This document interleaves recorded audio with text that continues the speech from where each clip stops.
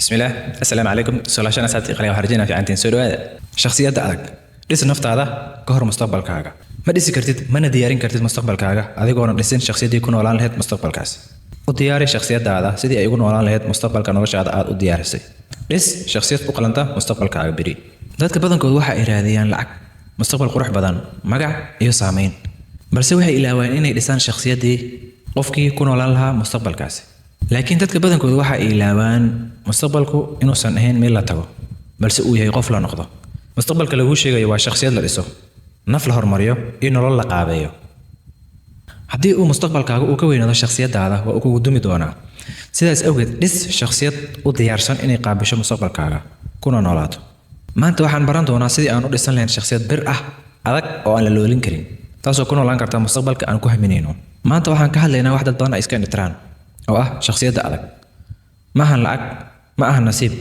mana ahan fursad ee waa adiga shakhsiyadaada naftaada waxaa jiray laba saaxiib oo isku dugsi ahaa isku xaafad ahaa isku iskuul ahaa isku nolol ahaa mid waxa uu ku mashquulay siduu lacag u heli lahaa dariiq kasta u maree waddo kasta u maree wuxuu go'aan ku gaaray inuu lacag badan sameeyo isagoo isticmaalaya dariiq kasta xalaal mise xaraam kama uusan fikirin halka midka kale uu ku fikiray inuu barto hufnaanta dhiso akhlaaqdiisa barto samirka muddo kadib kii hore waxa uu helay lacag fara badan laakiin xal qalad uu galay awgiis lacagtii oo dhan waa uu waayay oo waa uu lumiyay waa uu khasaariyay sababtoo waxa uu lahaa shakhsiyad daciif ah oo aan xooganayn fikradihiisa iyo dareemihiisa ayuu raacay sidaas awgeed qalad weyn ayuu ku dhacay hantidiina waa uu beelay oo waa uu baabi'iyay kii labaadna waxa uu noqday hogaamiye shirkad kaasoo dadku ay aaminaan ku kalsoonaadaan oo isku dhiibaan farqigu ma ahayn si aqoonta balse waxa uu ahaa shakhsiyadda adag ismaha nafta si aad u dhisatid shakhsiyad adag oo bir ah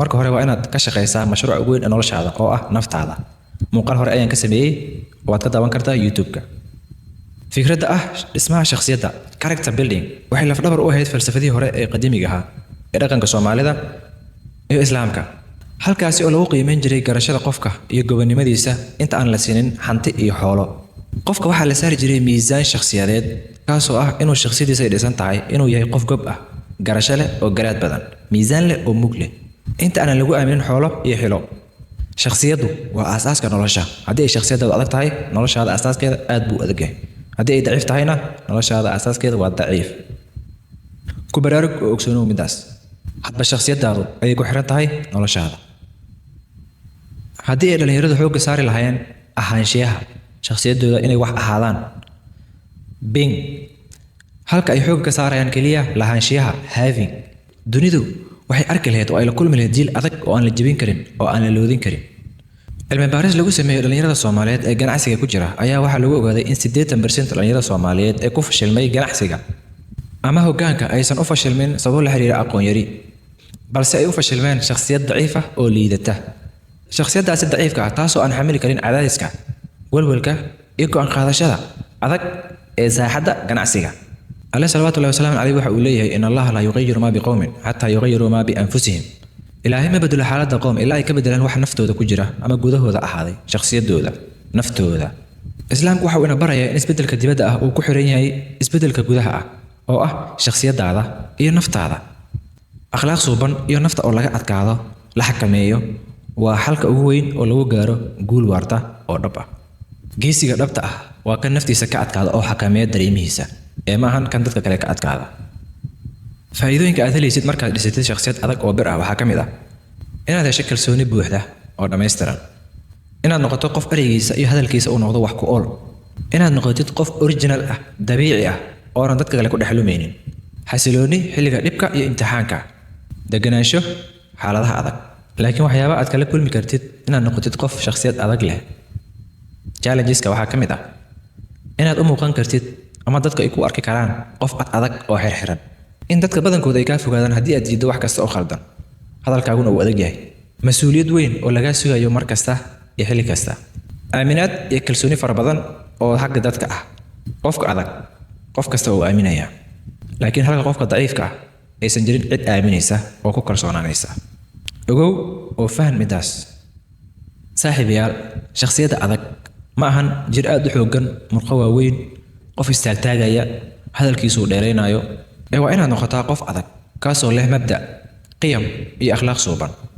waa inaad haysataa liis waxyaabo fara badan oo aad oran kartid haa, iyo sidoo kale liis waxyaabo fara badan oo aad dhihi kartid maya, oodan ka gorgortamaynin.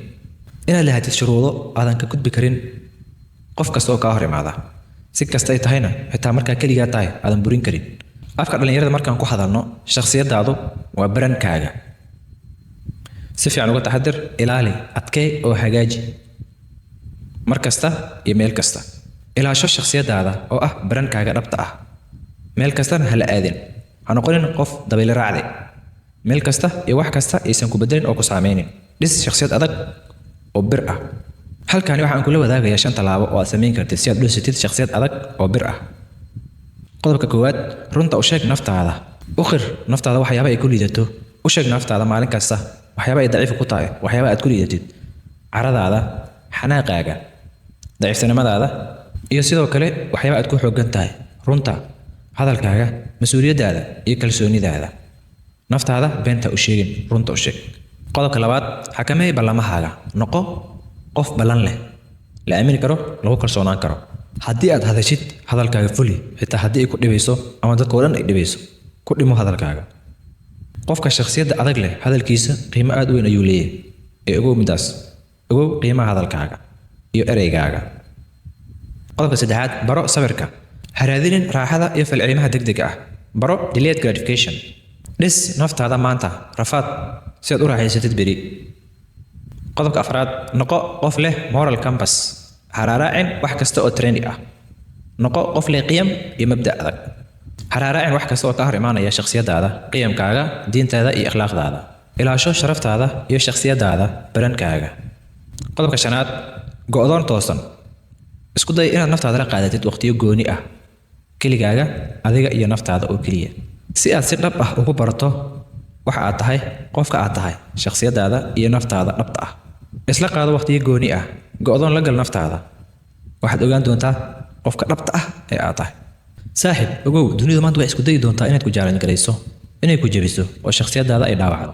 dadka badankood waxay ku dhihi doonaan caadi ka dhig oo dadkaaga dhinac ka raac. jooji adeegan iyo adkaanshahan. laakiin ogow, mustaqbalkaaga ma dhisan kartid, mana haysan kartid haddii gacmahaagu ay gariirayaan, codkaagu uu kala gogo'ayo markaad hadlaysid, kalsoonidaaduna ay dhaawacan tahay.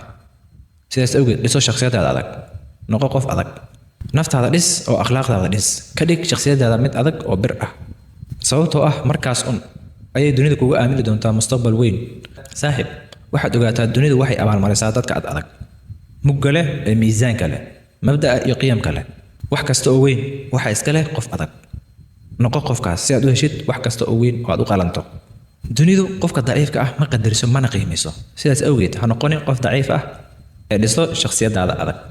dadku iyo dunidu waxay ku aamini doonaan oo ku qadarin doonaan hadba intii aad ka shaqaysid oo dhistid shakhsiyadaada. dhegayso saaxiib, noloshu kuma sugayso, waqtigu kuma sugayo, dadkuna kuma badbaadinayaan.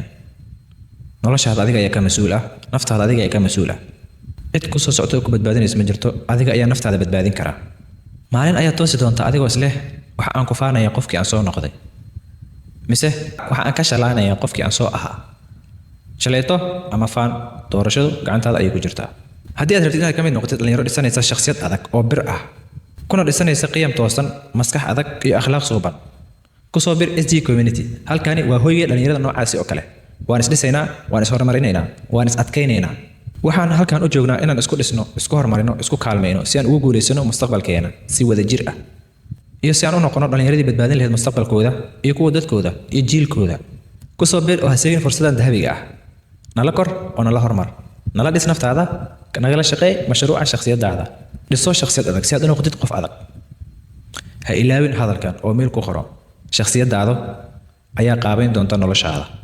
haddii aad leedahay shakhsiyad adag, waxaad heli doontaa nolol qurux badan oo wanaagsan iyo mustaqbal saameyn leh. sidoo kale, haddii aad leedahay shakhsiyad daciif ah, adiga ayaa ka jawaabay midaas. waqtigu ayaana ku tusi doona. la kala bax oo la kala tag. shakhsiyadda adag waa miisaanka qofka saameynta yeelanaya iyo qofka kale. ogow oo aamin midaas. aad iyo aad baad u mahadsantiin asxaabtii qaaliga. waxaan rajaynayaa inaad ka faa'iidaysteen insha allah, aad dhistaan shakhsiyad adag. waxay noo ballanaa videogan insha allah. subscribe sar, like sar videoga, share garee. waxay naga caawinaysaa inaan si fudud u korno. thank you. ku soo bir SG Community. ha seegin fursadan iyo jiilkan dahabiga ah insha allah. waxay noo ballanaa videogan xigay. kulanti dambe waa xiisa leh iyo shakhsiyad adag oo bir ah insha allah. maca salaama.